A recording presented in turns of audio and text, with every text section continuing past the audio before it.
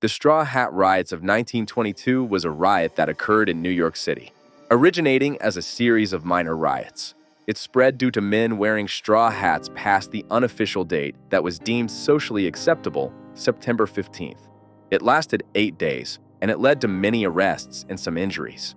Straw hats had appeared in the 19th century as summertime, were usually in connection to summer sporting events such as boating. Soft Panama hats were likewise derived from tropical attire, but began to be worn as informal summer attire. Initially, it was not considered good form for men to wear these in big cities, even at the height of summer. By the early 20th century, straw boaters were considered acceptable day attire in North American cities at the height of summer, even for businessmen, but there was an unwritten rule that one was not supposed to wear a straw hat past September 15th. This date was arbitrary. Earlier, it had been September 1st, but it eventually shifted to mid-month. If any man was seen wearing a straw hat, he was, at minimum, subjecting himself to ridicule, and it was a tradition for youths to knock straw hats off of wearers' heads and stomp on them. This tradition became well established, and newspapers of the day would often warn people of the impending approach of the 15th, when men would have to switch to felt or silk hats. The riot itself began on September 13th of 1922, 2 days before the supposed unspoken date, when a group of youths decided to get an early jump on the tradition. This group began in the former Mulberry Bend area of Manhattan by removing and stomping hats worn by factory workers who were employed in the area. The more innocuous stomping turned into a brawl when the youths tried to stomp a group of dock workers' hats, and the dock workers fought back. The brawl soon stopped traffic on the Manhattan Bridge and was eventually broken up by police, leading to some arrests. Although the initial brawl was broken up by police, the fights continued to escalate the next evening.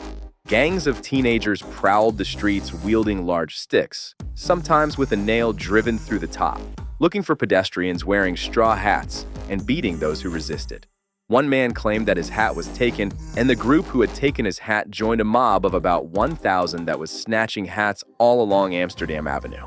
Several men were hospitalized from the beatings they received after resisting having their hats taken, and many arrests were made. Police were slow to respond to the riots, although several off-duty police officers found themselves caught up in the brawl when rioters attempted to snatch their hats.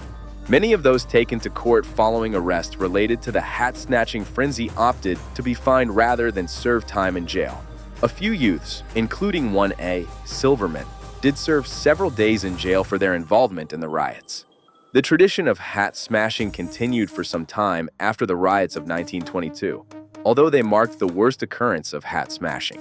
In 1924, one man was murdered for wearing a straw hat. 1925 saw similar arrests made in New York. That the activity died out is probably connected with the disappearance of the tradition of the seasonal switch from straw to felt hats.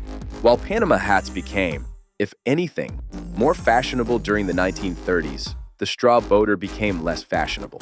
They had started as a fashionable item in the 1890s, but by the 1930s, comparatively few young men were wearing them.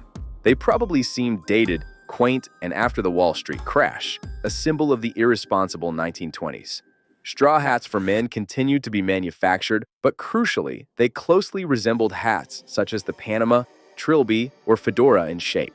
By the 1950s, the classic straw boater was virtually extinct as a garment, except in specialized circumstances such as the uniform of certain English public schools or university and college sportswear.